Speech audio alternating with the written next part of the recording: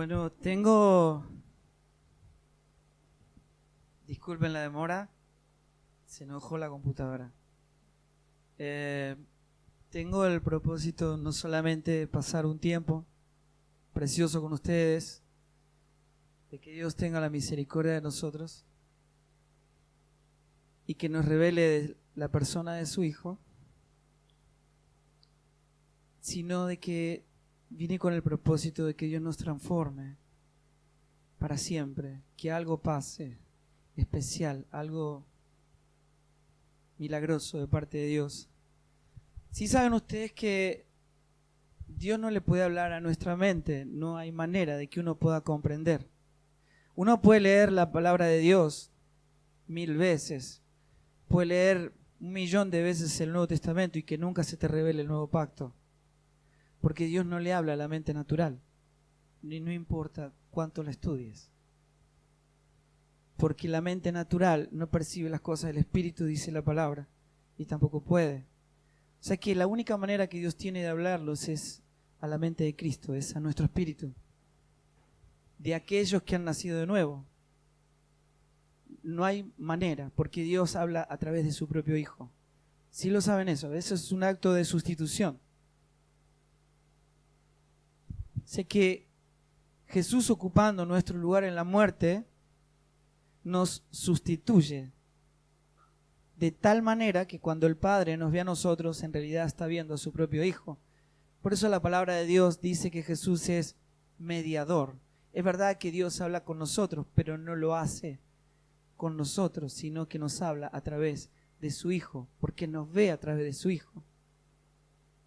Entonces, Jesús estuvo entre nosotros en carne y hueso, murió, resucitó, fue al Padre, fue glorificado y vuelve impartiéndose en vida en un nuevo cuerpo espiritual que Dios llama la iglesia, del cual Él es la cabeza, ¿verdad? Todo lo que está en el cuerpo de Cristo está gobernado por una mente, que es la mente de Cristo. No hay ningún miembro en el cuerpo que tenga voluntad propia. Quiere decir que la mente de Cristo es un estado de gobierno. Luego Jesús fue tan claro cuando vino y nos dijo que Él venía a establecer un reino. Y lo primero que Él dijo cuando nos enseñó a orar, Él le dijo: Padre, no hagas nada de lo que nosotros te pedimos. No se haga nuestra voluntad, sino la tuya. Todo se dirige al mismo lugar. Pero es imposible de que todo lo que vayamos a hablar sea posible de ser revelado si no es a nuestro propio espíritu por medio del Espíritu de Dios, del Espíritu Santo. Yo quiero ahora poder explicarles o hablar con ustedes acerca de un punto que es básico, sustancial. Está en la base de lo que decimos creer. Pero quiero poner esta base porque tengo algo muy importante para decirles hoy por la tarde. Que si lo que Dios tiene para decirnos hoy se nos revela, yo les aseguro, y no porque lo diga yo, nuestra vida no va a volver a ser la misma, nunca más.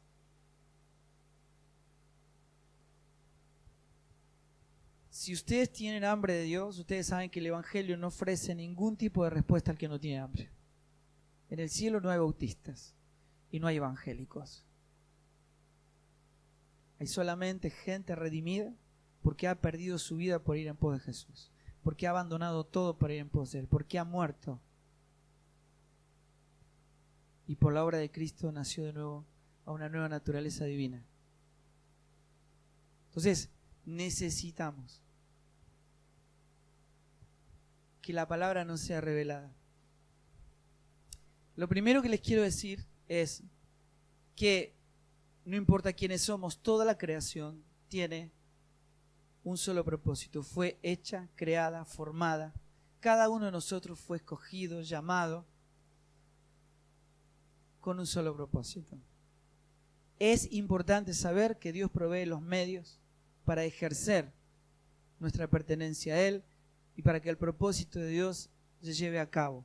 Pero el propósito de Dios es uno solo.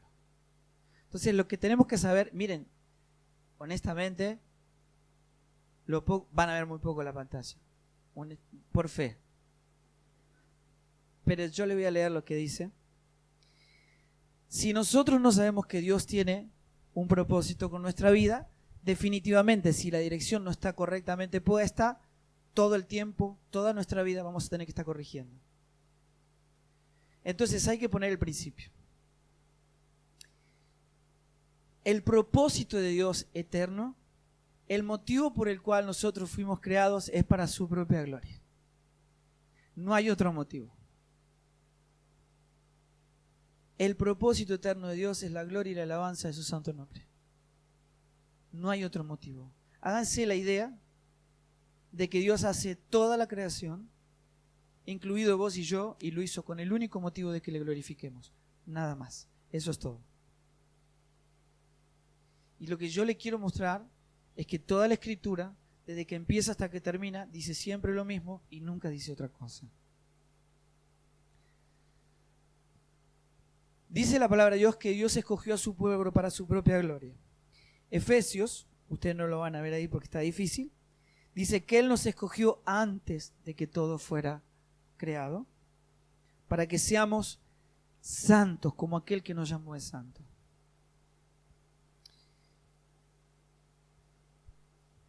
Y que por medio de ese amor nos predestinó para ser adoptados hijos suyos, para la alabanza de su gloriosa gracia. Efesios 1, 12 y 14 dice, a fin de que seamos para la alabanza de su gloria. Y dice que el Espíritu Santo con el cual nos selló es el aval, la garantía de que esto va a ocurrir. O sea que el Espíritu Santo en nosotros no hace la santidad opcional, la hace posible. Si está el Espíritu Santo, lo que hace es conformarte a la imagen de Cristo. Te santifica como aquel que te llamó es santo. Esa santificación es lo que glorifica el nombre del Padre. Amén. Dice que nos creó solo para su gloria. Miren, este versículo que está en Isaías 43, 7 dice algo fundamental. Dice, yo voy a llamar a los hijos míos de todo lado, del norte, del sur, de todos los confines de la tierra. Porque todos tienen que saber que yo, para gloria mía, dice Dios, para gloria mía, los creé, los formé y los hice. ¿Me siguen? Dios llama a su pueblo para su propia gloria. Isaías 49:3 dice, mi pueblo, mi siervo, porque en ti, en ustedes yo me voy a gloriar. Miren lo que dice esto. En Ezequiel 36, 22, 23 dice que restauró a su pueblo solo para la gloria de su santo nombre. Y dice esto, miren. Así dice el Señor. Escuchen, no lo hago por ustedes. No lo hago por ustedes. Esto es genial, porque muchos de nosotros en nuestra adolescencia o en nuestra niñez nos criamos escuchando un evangelio que dice Dios me ama tanto a mí que mandó a su Hijo a morir por mí para darme vida eterna a mí. Es fundamental entender que nosotros no estamos en el eje del interés de Dios, de ninguna manera. El eje del interés de Dios, el eje gravitacional de su persona es su propia gloria. No lo hago por ustedes, dice el Señor, lo hago por causa de mi santo nombre. Santificaré mi gran nombre y todos sabrán que yo soy Jehová. Jesús dice, en todo y en absolutamente todo buscó la gloria del Padre. Esto es fundamental entenderlo. Ustedes saben que Dios, dice la palabra, nunca nadie le vio jamás, pero Él se dio a conocer. ¿Quién le dio a conocer? Su Hijo, ¿verdad? En los postreros tiempos.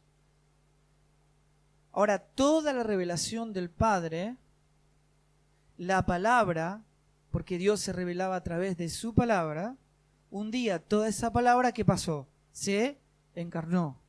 ¿Y qué pasó? Y habitó entre nosotros. ¿Y aquí no saben qué vimos? Su gloria. Por lo tanto, Jesús es la encarnación de la voluntad del Padre. Por eso todo lo que Él hacía glorificaba al Padre y el Padre se glorificaba en Él.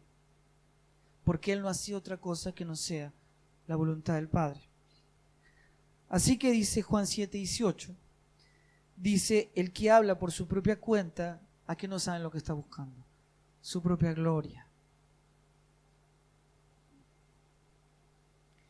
Pero el que busca la gloria del Padre, el que me envió, ese es verdadero. Jesús nos advirtió que no buscar la gloria de Dios nos imposibilita para la fe. Lo que Él está diciendo en este versículo, Juan 5:44, está diciendo, ustedes, ninguno de ustedes diga que cree. Ustedes no digan que creen, si en realidad están buscando reconocimiento. O sea, si ustedes creen que Dios es para ustedes y no ustedes para Dios, si ustedes están queriendo servir de Dios, no digan que creen. Si ustedes esperan un reconocimiento por lo que están haciendo, tantos años sirviendo, haciendo esto, el pastor no lo ve, la gente no lo ve, no me lo agradecen, no valoran mi esfuerzo, ustedes no digan que creen. Porque el motivo por el cual Dios nos creó y el motivo por el cual Cristo vino es para que nosotros dejemos de vivir para nuestros propios propósitos e intereses y realización personal, para vivir solo para su gloria. ¿Amén? ¿Me siguen? No me digan que le estoy pegando una patada en los dientes a nadie, porque me imagino que ustedes esto lo saben, o no, o más. Okay. ¿Por qué motivo las obras, hechuras suyas, hechos para buenas obras, por qué motivo las obras buenas son las que el Señor nos manda hacer? ¿Por qué nos manda hacer buenas obras? Solamente para su gloria. Así dice Mateo 5:16, donde dice, así alumbre vuestra luz delante de los hombres. ¿Para qué? Para que al ver vuestras buenas obras, ¿qué pase? Glorifiquen a nuestro Padre que está en los cielos. Miren, yo no le voy a leer todo, simplemente algunos pasajes para que veamos que la Biblia nunca dice otra cosa. ¿Por qué motivo Jesús responde nuestras oraciones? Solo para que el Padre sea glorificado en el Hijo. Miren lo que dice Él. Dice, y todo lo que pidas al Padre en mi nombre, yo lo daré. ¿Para qué? Para que el Padre sea glorificado en el Hijo. ¿Me siguen? Esto quiere decir que si nosotros le decimos al Señor en el nombre de Jesús, el Padre lo va a hacer. ¿Qué dicen? ¿Alguien que opine? ¿Tienen miedo a opinar o son tímidos? ¿Qué dicen? ¿Dice eso? Dice que lo que yo... ¿Cómo? Bien ahí. ¿Escucharon? ¿Por qué? Porque Jesús no hace otra cosa que no sea... O sea, no es que yo diga en el nombre de Jesús, es que lo que yo pido tiene que venir en el nombre de Jesús. Y Jesús no hace nada que no sea la voluntad del Padre. Amén. Si es la voluntad del Padre, el documento tiene la firma de Jesús. El Padre lo ve y dice, ya está hecho. Amén. ¿Por qué motivo Dios perdona nuestros pecados? Dice la palabra que Él perdona nuestros pecados. Por amor propio. Miren lo que dice Isaías 43:25. Dice, yo soy quien borro tus rebeliones. ¿Saben por qué? Por amor de mí mismo. Y no me acordaré más de tus pecados. Digo porque se ha metido tanto el humanismo dentro de la iglesia que hemos creado un evangelio paralelo, antropocéntrico, que nos pone a nosotros en el eje del interés de Dios. Escuchen, ese es otro evangelio. No está en la Biblia.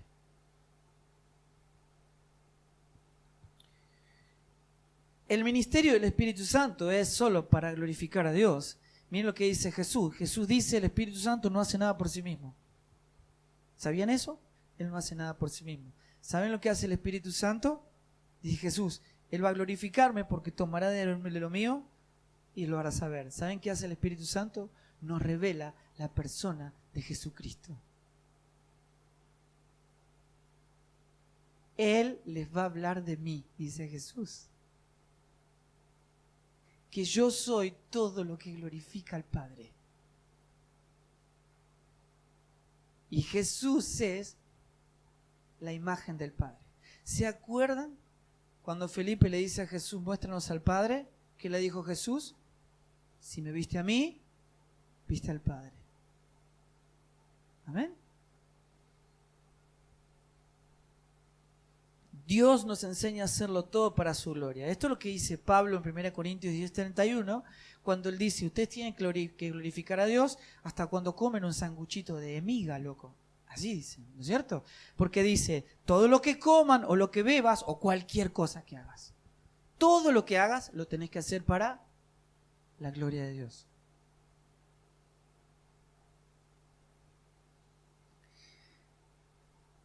¿Por qué motivo le servimos? ¿Y de qué manera hay que servirle? Solo de tal manera que le glorifique. Y entonces Pedro nos dice en 1 Pedro 4:11, dice, si alguno hable, tiene que hablar conforme a las palabras de Dios. Si alguno ministra, tiene que ministrar conforme al poder que Dios da. ¿Para qué? Bueno, para que en todo Dios sea glorificado. ¿A quién pertenece toda la gloria, el imperio por los siglos de los siglos? A Jesucristo, ¿verdad? La palabra dice que todos están bajo juicio solo por un motivo. ¿A qué no saben?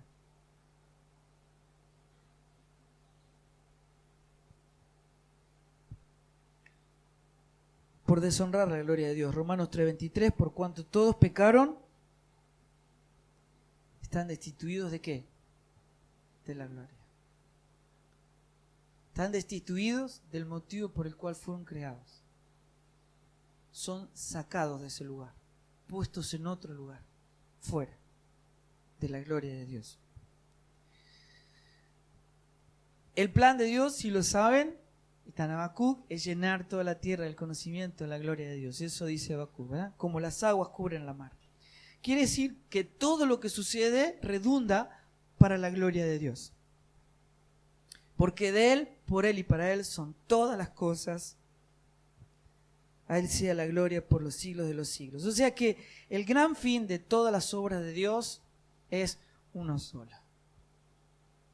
Es la gloria de Dios.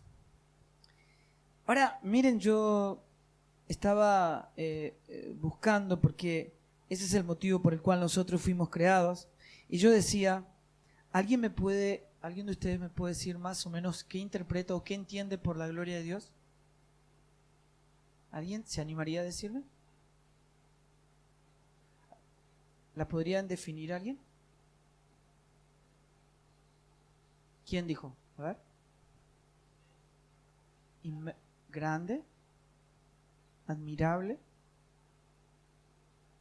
poderoso. ¿Qué es la gloria de Dios? Miren, no están tan lejos. Yo quiero leerles no solamente la definición de la Biblia, de la palabra de Dios, sino también la definición del diccionario.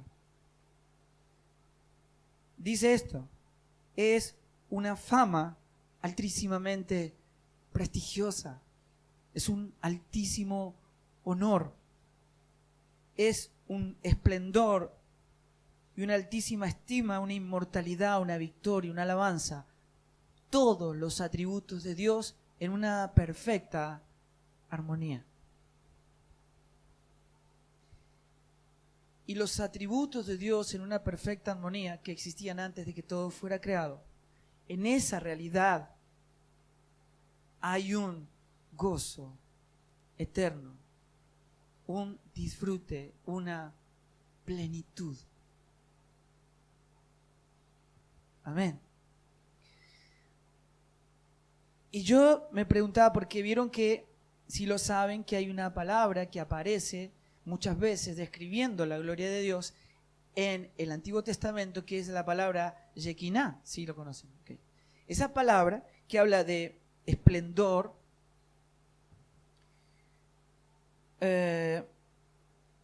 además viene de un derivado, una palabra en hebreo que quiere decir morada, residir.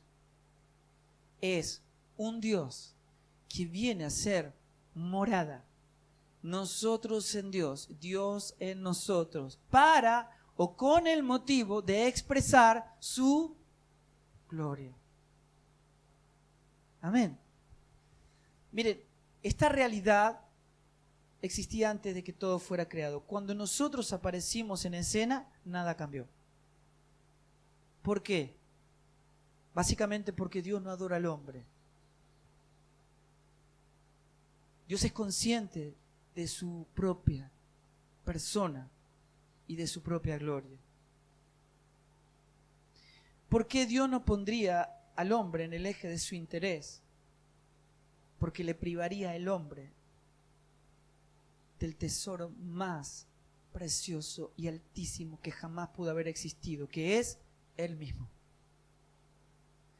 Él nos creó para ser partícipes de su gloria. Jesús no vino a estar con nosotros. Él vino para que nosotros seamos parte de Él. Amén. Así que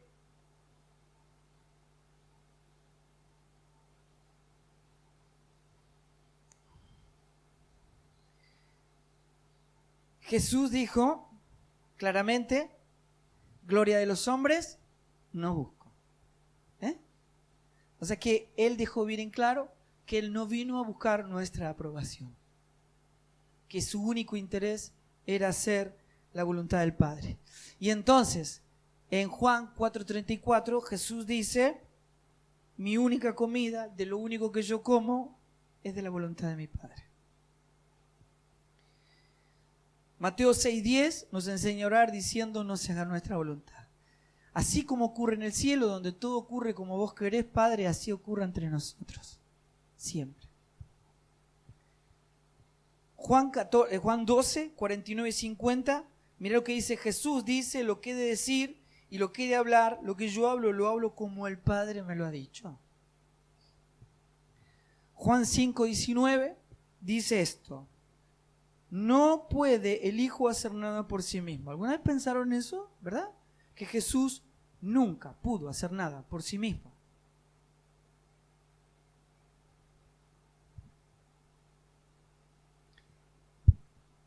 No dice que no quiso, dice que Él no puede.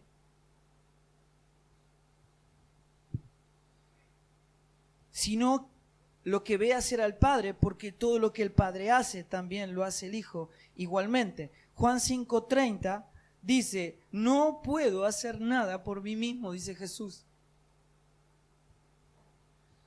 No busco mi voluntad, sino la voluntad del que me envió.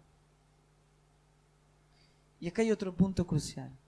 Este versículo me tuvo loco en mi adolescencia.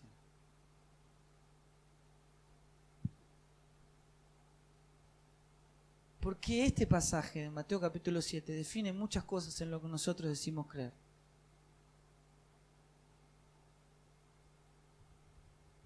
Este pasaje habla de un montón de gente. Como si Jesús estuviera en medio nuestro. Y le está hablando a su pueblo. Y Él dice, si saben que Dios es atemporal, de verdad, o sea, Dios es eterno. Él quiere decir que el tiempo fue creado para el hombre y el hombre para el tiempo, y funciona muy bien. Pero Dios no está en una línea de tiempo. Quiere decir que cuando Jesús habla de lo que nos va a pasar mañana, Él está en ese lugar. Él está describiendo nuestra realidad. Y Él está diciendo, en aquel día muchos de ustedes, muchos de nosotros, me van a decir, te servimos durante casi toda nuestra vida, profetizamos en tu nombre, echamos fuera demonios en tu nombre, hicimos muchos milagros en tu nombre. ¿Se acuerdan lo que Jesús les dice? Primero les dice, nunca los conocí. Podemos hacer un apéndice ahí. Esto deja bien en claro que creer no es lo mismo que conocer. Toda esa gente creía en Dios, porque de hecho le había servido durante casi toda su vida. Ejercían dones, ahí hay profetas, pastores, líderes, ahí están. Todos ellos creían en Él. Pero cuando se encuentran con el Señor les dice, pues yo nunca los conocí. Porque creer no es lo mismo que conocer. Así que supónganse que yo le hablo a ustedes de una persona que ustedes no conocen. Y seguramente ustedes creen que esa persona existe porque básicamente confían en mí. Pero si después de mí vendría otra persona que con argumentos aparentemente más sustentables que los míos, les dice, mire, esa persona de la cual Fabián les habló en realidad no existe. Todo lo que ustedes creyeron se va a debilitar y probablemente se desmorone, ¿verdad? Pero yo estoy seguro que todos ustedes tienen familia, ¿no es cierto? Miren, si viniera un científico, supónganse, de la NASA, un tipo único, 10 cerebros, con un teorema, una teoría, y dice, yo te vengo a demostrar con esta teoría que tu familia en realidad no existe. Yo no sé qué dirían ustedes, yo sí sé lo que le diría. Yo le diría, tengo la gran alegría en mi corazón de poder decirte que respeto tu conocimiento, pero felizmente puedo decirte que estás completamente equivocado, porque vivo con mi esposa y con mis hijos todos los días de mi vida, porque creer no es lo mismo que conocer. El que conoce a Dios, no hay argumento en el universo que pueda debilitar su fe, porque lo conoce. Amén. Por eso el Señor, antes de ir a la cruz, en Juan 17:3, dice, la vida eterna es que te conozcan a ti, al único Dios verdadero y a su Hijo a quien has enviado. ¿Verdad? Y cuando ustedes lean las cartas apostólicas, se van a dar cuenta que todo lo que Pablo enseña se trata del conocimiento de la persona de Jesucristo. Y todo lo he perdido, y todo lo he considerado por basura. Todo con tal de terminar mi carrera con gozo y llegar al pleno conocimiento de la persona de Cristo. Y le dice a los efesios, y oro para que el Padre les dé un espíritu de sabiduría y revelación, para que lleguen al pleno conocimiento de Él. Todo se trata de conocerle. Y en este versículo Jesús explica algo sustancial. Y dice a todos ellos que no los conocen. Y les explica en el versículo 21, ¿saben a quién conozco yo? ¿A qué no saben a quién conozco yo? Solamente a los que hacen la voluntad de mi Padre que está en los cielos. ¿Sí me entienden? ¿A qué no saben qué es la voluntad del Padre? Es todo lo que lo glorifica. Porque para eso fuimos creados. Y cuando Cristo está en mí, lo único que se manifiesta, ¿qué es? La voluntad del Padre. A esos yo los conozco, a otros no. Y le dice algo más. Les dice, apártense de mí, hacedores de maldad. Eso es algo tremendo. ¿Por qué? Porque la ley ya no está escrita en piedra. Esa gente sirvió a Dios durante casi toda su vida. ¿Eso es malo?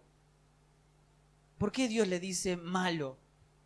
Maldad, hacedores de maldad, a gente que sirvió a Dios durante casi toda su vida.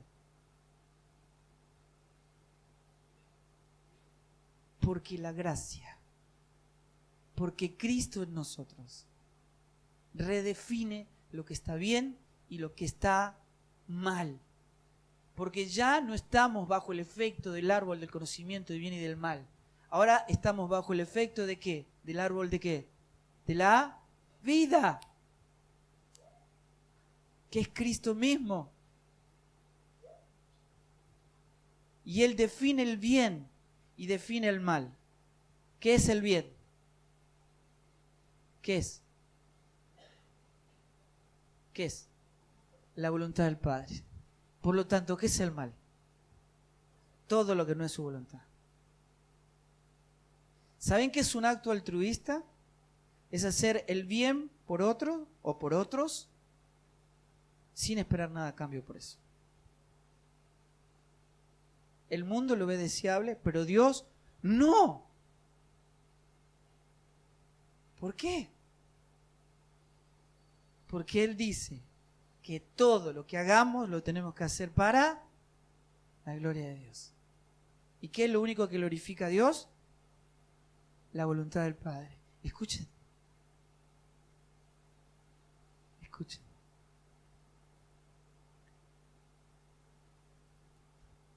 Todo lo que deja Dios de lado, no importa lo bueno que sea.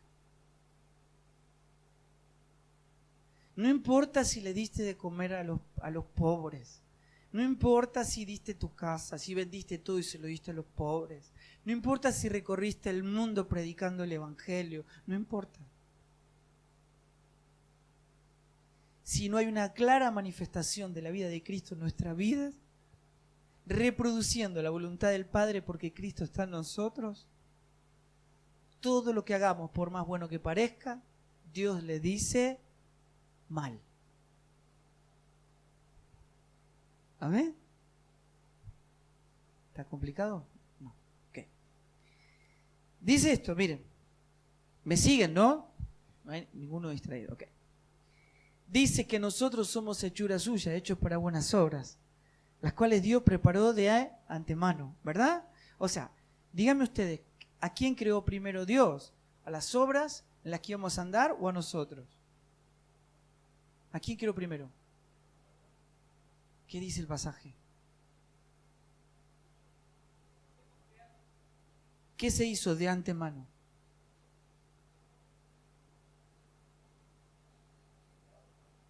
Creados para buenas obras, pero esas obras las creó ¿cómo? De antemano.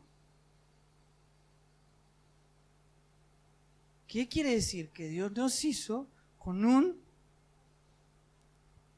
propósito. Cuando uno le pide a Dios que haga algo que uno quiere, ¿qué hace Dios? ¿Abandona su propósito? No. ¿Por qué? Es porque nadie puede amarte como Dios te ama. Y Dios no abandona su propósito en sus hijos.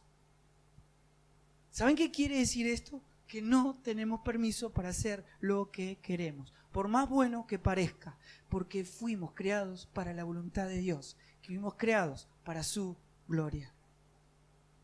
Y aquel que no renuncia a todo lo que quiere, a todo lo que ama, a todo lo que le parece bueno, solo para que ocurra lo que a Dios le parece bueno en mi vida, que es su voluntad, no puede ir en pos de él. Amén.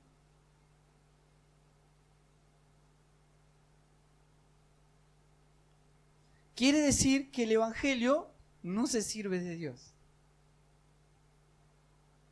¿No es grandioso esto? Porque uno puede decir,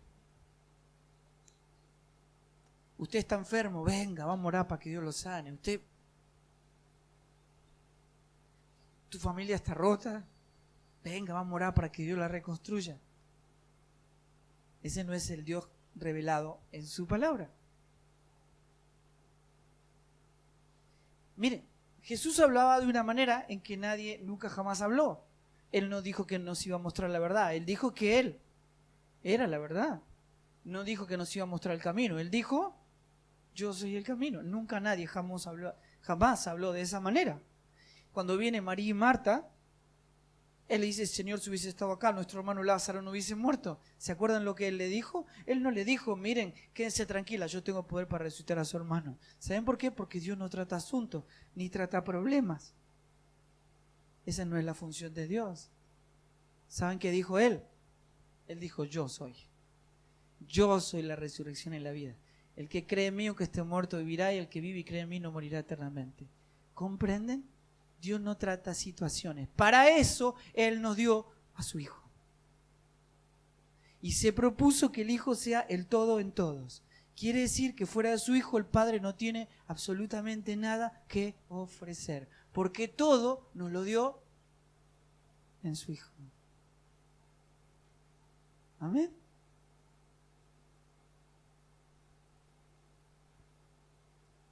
O sea que, esto lo pueden poner en la heladera, no sé si lo van a ver, pero esta frase dice así: Dios no es para nosotros, sino que nosotros somos para Dios. ¿Amén?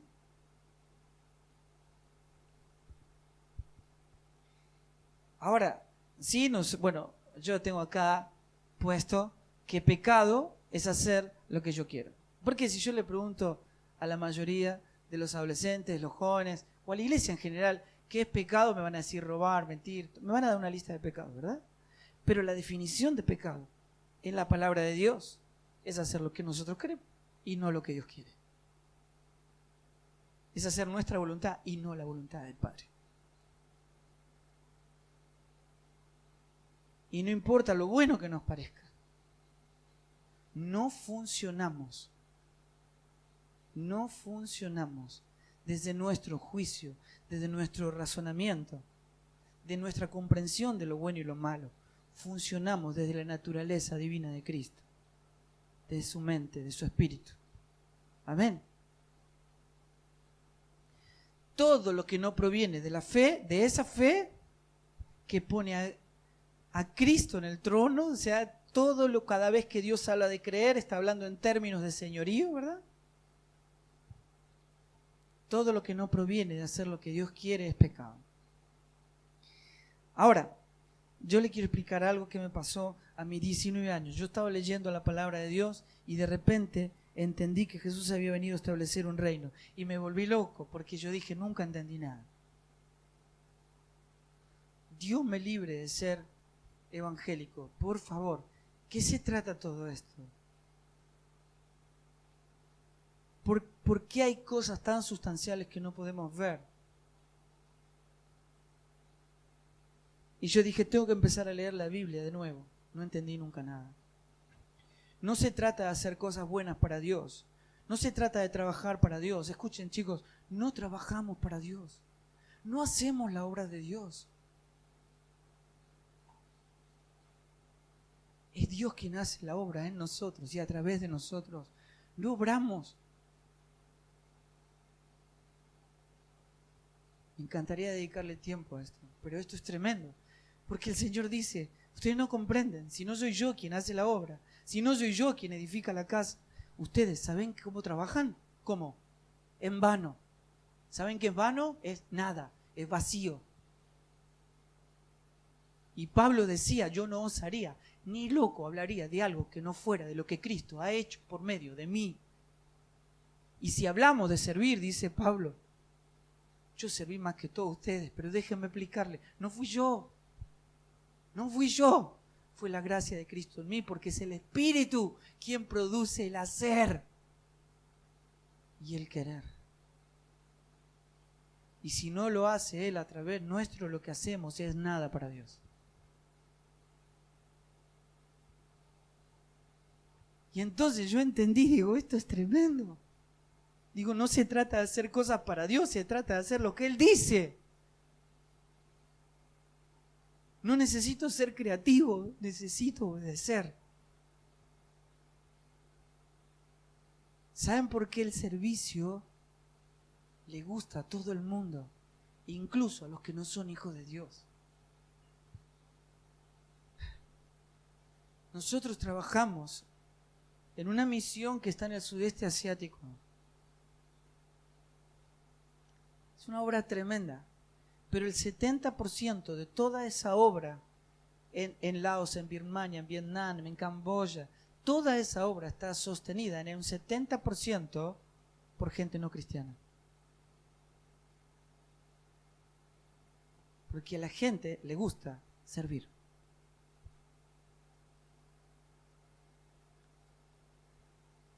Quiere decir que, como le dijo el Señor a la iglesia en la Odisea, que decía, te servimos, te recontraservimos, estamos recontentos, nos sentimos ricos, nos hemos enriquecido y no nos hace falta nada. Estaban tan contentos con su actitud servicial que ni siquiera se daban cuenta que Dios no estaba con ellos. Y ellos decían, estamos re bien, y el Señor decía, son desventurados, pobres ciegos y desnudos. Ellos decían, vemos, y el Señor decía, están ciegos. Yo estoy a la puerta y llamo. Por favor, arrepiéntanse. Arrepiéntanse de sus buenas intenciones y búsquenme a mí, que soy todo lo que ustedes necesitan. Si me abren la puerta, yo voy a entrar. Amén.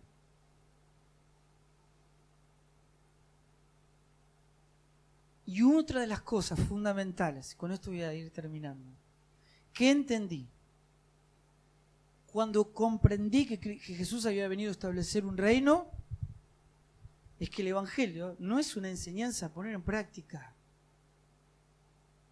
Dios nos libre de entender el Evangelio de esa manera. Yo era chico y alguien predicaba y venía alguien y decía, bueno, que esto no caiga en saco roto, que no se pierda, sino que sea puesto por obra, sea puesto en práctica. Yo dije, pero esto es una locura. No entendimos nada.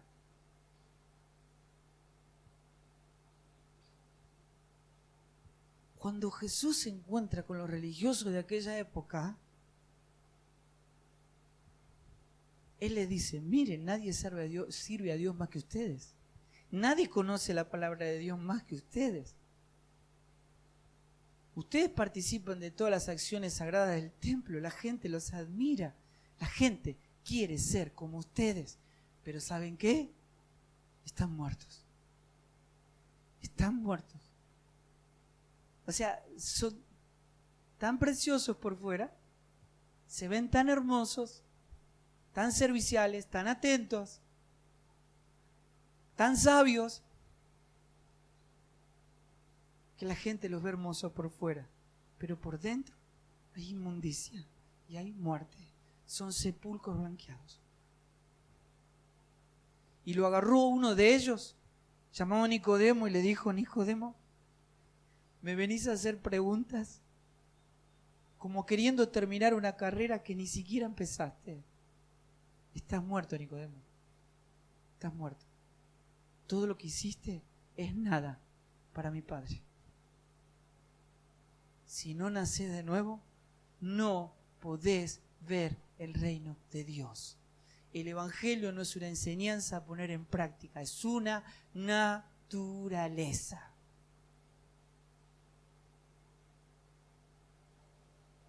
Ya no está más escrito en una piedra. Jeremías y Ezequiel dijo, en aquel tiempo yo voy a poner mi ley en su mente y en sus corazones y le voy a dar un corazón nuevo. Le voy a sacar el de piedra y le voy a poner un corazón de carne. ¿Qué no saben qué va a pasar con ese corazón? Va a amar lo que yo amo y va a desear lo que yo deseo, porque es ese corazón, es ese espíritu que produce el querer como el hacer. Y voy a darles mi espíritu.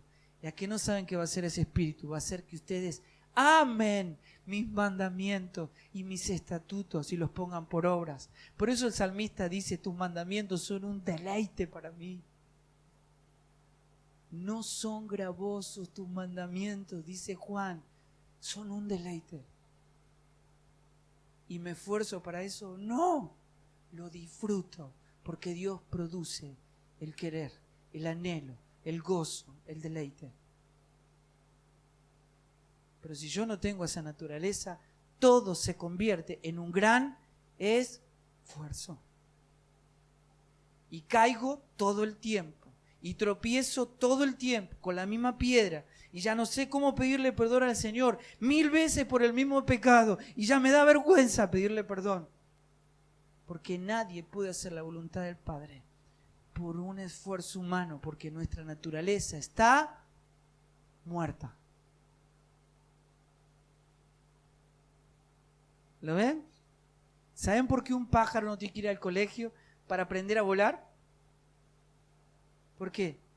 Porque eso está ¿dónde? en su naturaleza. Cuando la naturaleza divina de Cristo está en vos, vos actuás a la manera de Cristo. Y la mente de Cristo perfecciona la naturaleza. ¿Cómo funciona eso? Cuando es un pájaro, Dios le da una mente conforme a su naturaleza. El pájaro cuando nace no puede volar, pero tiene el cerebro, un cerebro que va a perfeccionar con el tiempo su naturaleza, para que en un momento aprenda a volar. Por eso somos transformados por medio de la renovación de nuestro entendimiento. En la mente de Cristo, la mente que Dios nos dio, somos transformados por esa mente. ¿Sí me entienden? ¿Se animan a levantar la mano si alguno tiene una duda? Pero que no se queden a mitad de camino, ¿verdad? Ahora, piensen en esto. Si yo tuviera dos chicos acá, uno que es mi hijo y el otro que no es mi hijo. El que no es mi hijo se saca todo 10, es un fenómeno, es talentoso, es capaz, y es obediente, y es respetuoso. Ahora, de este lado está mi hijo. A él no le salen muy bien las cosas. En realidad se sacan 4 y 5. No es tan respetuoso, no es tan obediente, pero hay una situación. Es mi hijo. Es mi hijo. Quiere decir que no importa lo bueno que se porte este muchacho, no puedo hacer nada para que se convierta en mi hijo. Para ser hijo necesitamos ser engendrados. Quiere decir que la naturaleza de Cristo no se expresa solo en lo que hacemos y en lo que decimos, sino en quienes somos. Porque esa naturaleza expresa lo que hacemos y lo que decimos. ¿Sí me entienden? Ahora comprenda. Mis buenas obras no traen a Cristo en mi vida, pero Cristo en mí produce buenas obras. Y ya no importa entonces lo buen cristiano que parece ser. Lo único que cuenta para Dios es si Él te puede atraer de su Hijo. Porque Dios no reconoce a nadie que no esté en su Hijo. Y eso es tremendo. Jesús no dice, miren, yo sé quiénes son, pero ustedes no van a entrar. Él dice, ¿cómo? No los conozco. Nunca los conocí. Porque el Padre solo ve a través de su Hijo. Y todo lo que está en su Hijo es lo que Él conoce. ¿Lo ven? Si hubiera muchos cadáveres acá, una montaña de cadáveres, viene Jesús, resucita a 2 y dice, síganme. ¿Quiénes le van a seguir? Los que resucitaron, ¿verdad? ¿Por qué? Bueno, básicamente porque los muertos no oyen, los muertos no ven, y hay una característica fundamental. Los muertos no comen. No comen. ¿O cuántas veces vamos a ir a un cementerio con un plato de comida hasta darnos cuenta que los muertos no comen? ¿Saben cuál es la gran crisis, una de las más grandes crisis de la iglesia evangélica de este tiempo? Discipular gente muerta. La gente muerta no come. Y vas a ver gente sirviendo a Dios durante 10, 20, 30, 40, 50 años. Pero cuando viene la crisis se enoja, murmura, critica. Porque puede servir, pero la vida de Cristo no está manifestada. El carácter de Cristo no se manifiesta. No ama a quien no merece ser amado, no perdona a quien no merece ser perdonado, no pone la otra mejilla, no camina la segunda milla. No bendice a los que lo maldicen, porque no hay una manifestación de la vida que portamos, que es Cristo en nosotros. Sí puede servir, pero no hay vida, está muerto. Amén. Y le digo a todos los pastores, líderes, si no hay señal de resurrección, no hay nada que discipular. Porque nadie que no haya manifestado la vida puede ir en pos de Jesús. Solo los que resucitaron pueden caminar atrás de Jesús. Amén. Así Jesús dijo claramente: bueno, ahora ustedes tienen que aceptarme en el corazón y pueden repetir esta oración conmigo. ¿Dijo eso Jesús? ¿De dónde lo sacamos? Si nunca estuvo en la Biblia.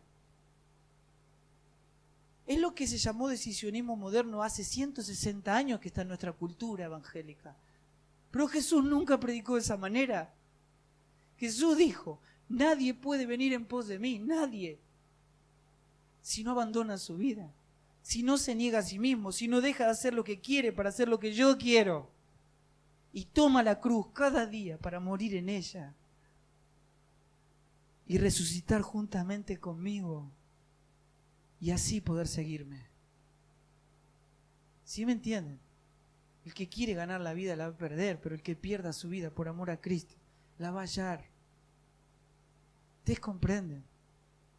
Y no me digan que es difícil, es un regalo, pura gracia. No hay que hacer nada, hay que morir nomás. ¿Me entienden? Así como le dijo Nicodemo: ¿cuál es el precio de seguirte? Te tenés que morir. Si no nacés de nuevo, no podés ver el reino de Dios. Amén. Voy a terminar diciendo esto.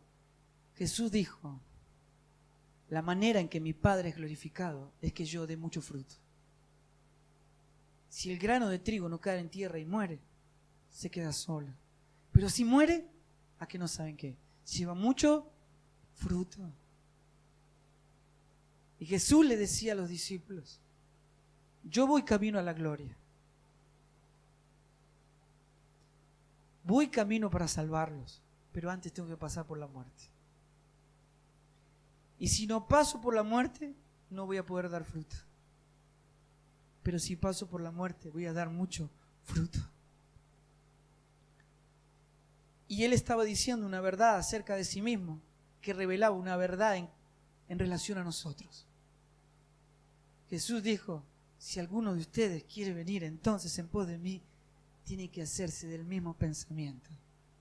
Tiene que tomar la cruz y morir juntamente conmigo. ¿Saben para qué? Para resucitar juntamente conmigo y así dar mucho fruto. Fruto del Espíritu. ¿Quién sabe cuál es el fruto del Espíritu? Gálatas 5, 22, 23. ¿Cuántos frutos son?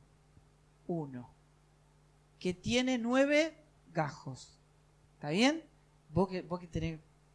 ¿Cómo empieza? Gozo, paz, paciencia, benignidad, bondad, fe, mansedumbre, templanza. ¿Qué no saben qué es eso? Ese es el carácter y el corazón de Cristo. Te daré un nuevo corazón. Ese corazón ama lo que Dios ama y expresa su carácter, expresa su vida. Es el pan de vida, chicos. Si no comemos de él, vamos a pasar hambre eternamente. Y no importa cuánto les sirvas, la vida está en él. Amén. Muchas gracias. Dios lo logre con nosotros.